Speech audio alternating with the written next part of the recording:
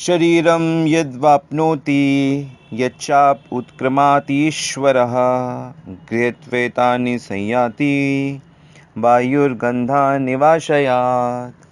तो आज भगवद गीता के 15वें अध्याय का 8वां श्लोक है।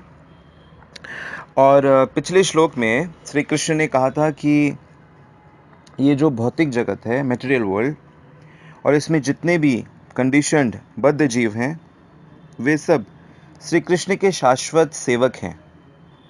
परंतु इस भौतिक संसार में कृष्ण से स्वतंत्र होकर, अलग होकर अपने मन और इंद्रियों को भोगना चाहते हैं, इसलिए वे कष्ट पाते हैं। तो उस समय अर्जुन ने ये सोचा कि यदि अपने जीवन काल में जीव अपने मन और इंद्रियों को भोगता है और वो उसके खिंचाव में रहता है, तो जिस समय इसका शरीर छूटता है उस समय भी क्या ये खिंचाव जारी रहता है या उसके बाद क्या होता है? तो भगवान ने फिर यही बात बताई कि जिस समय जीव अपने शरीर को छोड़कर दूसरे शरीर में जाता है, तो उस समय वह अपने पहले के शरीर से मन और इंद्रियों को खींचकर अगले शरीर में ले जाता है। यानी कि मन के संस्कार साथ में ही एक शरीर से दूसरे शरीर पे जाने पर भी छूटते नहीं हैं, वो साथ जाते हैं। इसको सूक्ष्म शरीर कहते हैं। सूक्ष्म शरीर आप मान लीजिए एक ऐसा शरीर जो हवा का बना हुआ है, पर वो हवा वास्तव में मन, बुद्धि और अहंकार मान लीजिए, और उसके ऊपर बना हुआ है ये स्थूल शरीर जो 5 तत्वों से बना है। तो वही भगवान कह रहे हैं, शरीरम यद अवाप्नोति यच्चा अपि उत्क्रमातीश्वरः। जिस समय शरीर का स्वामी नए शरीर को प्राप्त करता है, उस समय वह पहले वाले शरीर को छोड़ देता है। तो जीव को थोड़ी स्वतंत्रता मिली है, और ये जो स्वतंत्रता है, इसका जब प्रयोग गलत तरह से किया जाता है तो सारी परेशानियां उत्पन्न होती हैं। यदि जीव अपने शरीर का, मन का, इंद्रियों को कंट्रोल में रखे, शुद्ध रखे, तो वो चाहे तो इस शरीर को त्याग करके उत्तम ऊपर की देव योनि में जा सकता है, या फिर नीचे की योनियों में और भी अधिक कष्ट वाली योनियों में जा सकता है।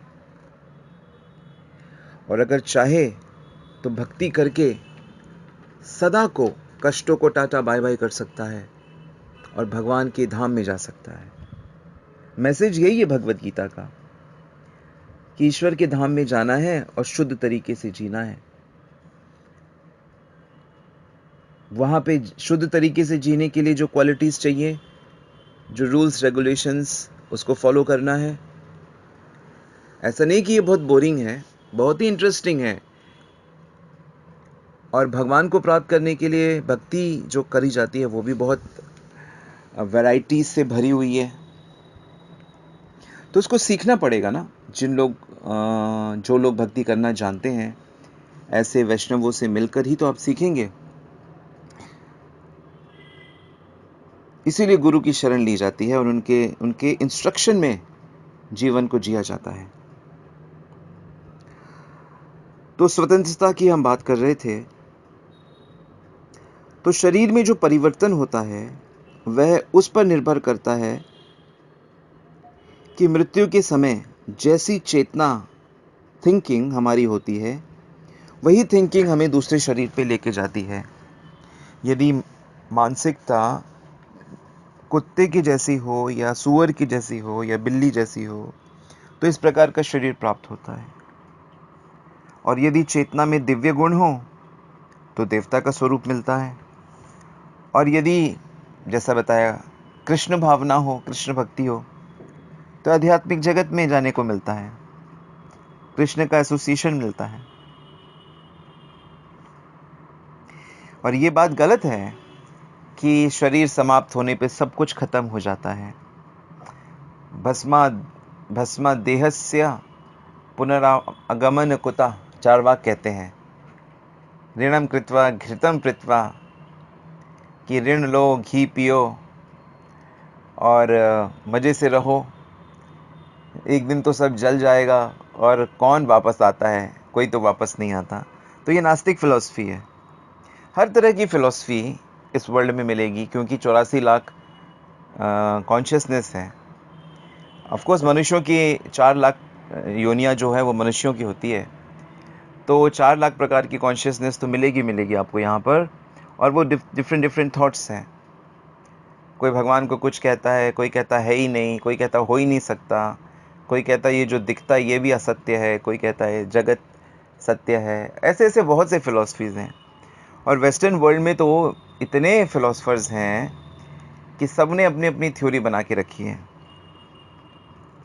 लेकिन हमारे वैदिक वर्ल्ड में जो सबसे पावरफुल थ्योरी है, अंडरस्टैंडिंग है, वो भगवान कृष्ण ने बताया है। वही भगवत गीता में है, ईश्वर प्राप्ति का, ईश्वर से प्रेम का। और इसी को चैतन्य महाप्रभु, जो कृष्ण चैतन्य महाप्रभु बन के आए, उन्होंने इसको रिजुविनेट किया, दोबारा से इसको पुनर्जागृत किया, और प्रभुपाद जैसे आचार्यों ने इसको पूरे संसार में फैला दिया। तो गीता के अनुसार, या श्री कृष्ण के अनुसार कहिए, और गीता के अनुसार श्री कृष्ण भगवान है। कृष्ण स्वीकार करते हैं कि वो परम भगवान है। तो कृष्ण कहते हैं कि कर्म के अनुसार भिन्न भिन्न शरीर प्राप्त होता है, और समय आने पे मनुष्य को शरीर त्यागना होता है, और वो साथ में क्या जाता है, सूक्ष्म आत्मा के साथ सूक्ष्म शरीर जाता है, और ये सूक्ष्म शरीर आगे का बीज वहन करता है, इसमें वो बीज होता है, अगले जीवन में दूसरे शरीर का निर्माण करता है। एक शरीर से दूसरे शरीर में जो ये ट्रांसफॉर्मेशन होता है, संघर्ष होता है, यही मृत्यु है। मृत्यु कोई बहुत डरावनी चीज़ नहीं है। प्रभुपाद जी कहते थे लंबी नींद है। वैसे आप रोज़ सोते हो रात को 5 घंटा 6 घंटा, वैसे तो 6 घंटे से ज़्यादा नहीं सोना चाहिए अगर आध्यात्मिकता को ठीक से करना है। 6 घंटे से ज़्यादा नहीं सोना चाहिए। और मृत्यु क्या है, एक लंबी नींद है। अब जगते हो नए शरीर में। तो इस बात को जीव नहीं जानता। जीव, हम लोग नहीं जानते ये बात। हम नहीं जानते कि हम आत्मा है। हमसे कोई पूछता है कि हम कौन है, तो हम अपने शरीर का परिचय दे देते हैं। अपनी बॉडी जहाँ पे पैदा हुआ है, तो भारत में पैदा हुआ है तो भारत का परिचय, इंडियन है। और जिस परिवार में पैदा हुआ है तो वहाँ का टाइटल, सरनेम हम बता देते हैं कि हम ये हमारा ब्राह्मण है, क्षत्रिय हैं, बिजनेस क्लास है, जो भी है हम बता देते हैं। एजुकेशन मिला है शरीर ने, वो बता देते हैं। तो हम लोग शरीर का परिचय देते हैं। लेकिन आप कुछ साल पहले कुछ दूसरे शरीर थे, तीसरे साल उससे कुछ साल पहले एक अलग शरीर थे, उसके पहले अलग शरीर थे। तो अब हर कुछ सालों में आप अपना परिचय बदलते रहते हो। तो असली में आपका जो परिचय है वो आत्मा का परिचय है। तो ये आधार कार्ड और ये वोटर कार्ड और ये लाइसेंस जो भी है, ये सब परिचय बॉडी का होता है या एजुकेशन का होता है। लेकिन एक्चुअल में हमारा जो परिचय है वो शरीर के आधार पर नहीं होना चाहिए, वो आत्मा के आधार पर होना चाहिए। और क्या परिचय, हम कौन हैं? हम कृष्ण के अंश हैं, हम आत्मा हैं, और हम कृष्ण के सेवक हैं। सेवा करना ही हमारा ऑक्यूपेशन है, इटर्नल ऑक्यूपेशन। सबे पुंसा परो धर्मो यतो भक्ति अधोक्षजे, कि परम धर्म क्या है, परम ऑक्यूपेशन क्या है? भगवान से प्रेम करना, भगवान की सेवा करना। तो ये है परम ऑक्यूपेशन। तो ऐसे इंटरेस्टिंगली उद्धव कृष्ण से पूछते हैं कि हे कृष्णा, ये सभी जो जीव हैं ये आपस में अज्ञान के कारण बड़े कष्ट पा रहे हैं, और ऐसे लोग अपने कर्मों के कारण कभी ऊंचे कभी नीचे योनियों में जाते रहते हैं, फिर उसको छोड़कर आगे बढ़ते हैं। और ये मूर्ख ये भी नहीं जानते कि ये सब कैसे हो रहा है। ये बिल्कुल ठगे हुए लोगों की तरह जीवन बिता रहे हैं। तो बड़ी चिंता करी गई है इसके बारे में। तो भगवान ने फिर इसका आंसर यही दिया कि हाँ बिल्कुल सही है, यही मेरी माया का काम है। देखिए, माया शक्ति भगवान की एक शक्ति है, हमें उसे हराना पड़ेगा। और पिछला अध्याय में हमने बहुत डिटेल में चर्चा करी थी कि माया को कैसे हराया जाता है, ये शरीर के धरातल से बाहर कैसे निकला जाता है। कृष्ण भक्ति करके, कृष्ण नाम जप करके, हरे कृष्ण महामंत्र जप करने से आप माया की इल्यूजरी पावर से बाहर निकल आओगे और डिवाइन लेवल पे आ जाओगे, मृत्यु को जीत लोगे। तो भगवान कह रहे हैं दूसरी लाइन में, गृहत्वेतानि संयाति वायुर्गंधा निवाशया। जीवात्मा एक शरीर से 6 इंद्रियों को लेकर नए शरीर में उसी प्रकार जाती है जैसे कि वायु, हवा, गंध को एक स्थान से दूसरे स्थान पे ले जाती है। तो बड़ा सूक्ष्म है इसे समझना। जिस समय जीव शरीर को छोड़ता है उस समय वह शरीर को छोड़कर अकेला नहीं जाता, शरीर को छोड़ने के बाद अपने मन और 5 इंद्रियों को भी अपने साथ ले जाता है। और यहाँ पर श्री कृष्ण यही कह रहे हैं कि जीवात्मा जिस समय शरीर में रहता है और मन तथा इंद्रियों से भोग करता है, शरीर छोड़ने के बाद वह उनको नहीं, इंद्रियों को और मन को नहीं छोड़ता, वे केवल शरीर को छोड़ता है। जैसे हवा गंध को लेके कहाँ कहाँ चली जाती है, ऐसे ही ये जो आत्मा है ये सूक्ष्म शरीर को लेके दूसरे शरीर में चली जाती है।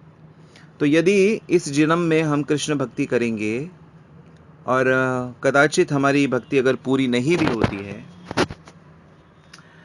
लेकिन भक्ति करने से हमारा कान, आँख, नाक, जीभ, ये जो सेंसेस हैं, इसको कृष्ण भक्ति का टेस्ट मिला हुआ है, तो अगले शरीर में जाके भी ये फिर उन्हीं चीज़ों के पीछे भागेगी, कृष्ण के संबंध में ही भागेगी। यही कारण है कि बचपन से ही अलग अलग लोगों की अलग अलग चीज़ों में रुचि होती है, इंटरेस्ट होता है। भरत महाराज की जब हिरन में आसक्ति हो गई, लेकिन हिरन बनने के बाद भी क्योंकि उन्होंने अपने जीवन में बहुत भगवान की आराधना करी थी, तो वो ऋषियों के आश्रम के आसपास ही घूमते रहते थे। तो इसीलिए जिन जिन लोगों को जिन चीज़ों के प्रति रुझान, लगाव, अटैचमेंट, अट्रैक्शन, फैसिनेशन होता है, वो उनके पिछले जन्म का एक सिम्पटम होता है। और क्योंकि अलग अलग इंटरेस्ट होते हैं तो इसलिए लोग भिड़ जाते हैं, क्योंकि उनके इंटरेस्ट आपस में टकराते हैं। लेकिन जो कृष्ण भक्ति करता है वो इन चीज़ों को बड़े अच्छे से देख सकता है, इसलिए वो इनमें उलझता नहीं है। तो अगर कृष्ण प्रसाद लेंगे आप, तो आपकी जिह्वा को, आपकी नाक को उसका टेस्ट लग जाएगा, और वो संस्कार लेके आप दूसरी योनि में भी जाएंगे, तो वहाँ पे फिर से वो आपको कृष्ण की तरफ अट्रैक्शन आपका लेके जाएगा। तो ये बहुत ही अच्छा नियम है, बहुत ही हेल्पफुल नियम है। तो शुभकामना के साथ आज यहीं पे रुकते हैं। हरे कृष्ण।